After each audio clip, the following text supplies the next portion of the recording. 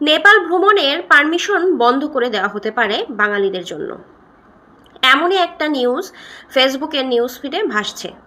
তার কারণ কি জানেন? কারণ এক বাঙালি ছেলের মাধ্যমে ওখানকার নারীদের আপত্তিকর ভিডিও ধারণ করা হয়েছে এবং তাই নিয়ে অনেক প্রতিবাদ করা হচ্ছে এবং এর ফলে বাঙালিরা আর নেপালে ভ্রমণ করতে পারবে না, এমনই নিষেধাজ্ঞা আসতে পারে। একটু চিন্তা করুন, একটু চিন্তা করুন যে আমাদের বাঙালিদের অবস্থান কোথায়। আমরা বাঙালিরা তো আমাদের দেশের মানুষের কাছে নিরাপদ নই। ইভেন আমরা যখন দেশের বাইরে যাচ্ছি, আমাদের কাছে অন্যান্য দেশের মানুষরাও আমাদের কাছে নিরাপদ নয়। তাহলে আমরা কতটা মানে খারাপ এবং কতটা নিচু মানসিকতার পরিচয় দিচ্ছি। অন্যান্য দেশে যেখানে হচ্ছে মানে ছেলে মেয়েদের নিরাপত্তা অনেক বেশি সতর্কতার সাথে দেওয়া হয়, তেমন একটা দেশে বা দেশের বাইরে যেয়ে যখন বাঙালিরা এইসব কাজ করে, তখন বাঙালিরা কি দেশের বাইরে যাওয়ার যোগ্যতা রাখে? একটু বলেন তো।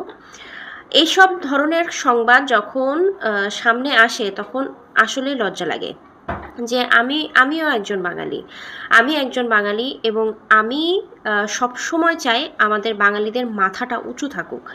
আমরা বাঙালিরা সবখানে মাথা উঁচু করে চলবো, কিন্তু তা তো হয় না। বাঙালিরা বিভিন্ন জায়গায় যেয়ে বিভিন্ন রকমের হচ্ছে অশ্লীল কাজ করে এবং বিভিন্ন রকমের আপত্তিকর কাজ করে।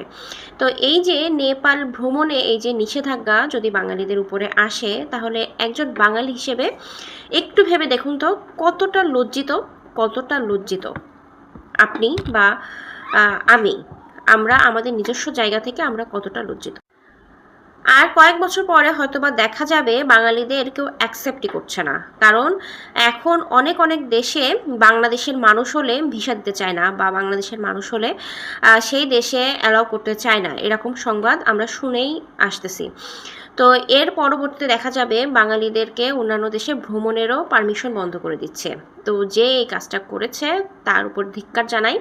সে বাংলাদেশের মান তো নিচু করেছেই, কারণ বাংলাদেশে যেই হচ্ছে ভাবমূর্তি সে এটা নষ্ট করেছে। সে কেন অন্য দেশের বা কোনো একটা নারীর আপত্তিকর ভিডিও সে ধারণ করবে? এটা তো তার উচিত হয়নি, এবং এমন কাজ করে সে অবশ্যই মানে ধিক্কার জানানোর মতো কাজ করেছে। আমি একজন বাঙালি হিসেবে ধিক্কার জানাই, এবং আমার মনে হয় এই ধরনের মানুষকে বাংলাদেশ থেকে বের করে দেওয়া উচিত।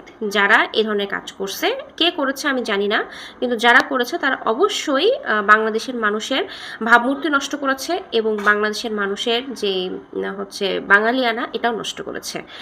আমরা সবাই চাই নিরাপদে থাকতে, এবং আমরা সবাই চাই আমরা একে অপরের কাছে যেন নিরাপদ বোধ করি এমনভাবে থাকতে। তো আজকের ভিডিওটা এই পর্যন্তই। সবাই ভালো থাকবেন। আল্লাহ হাফিজ।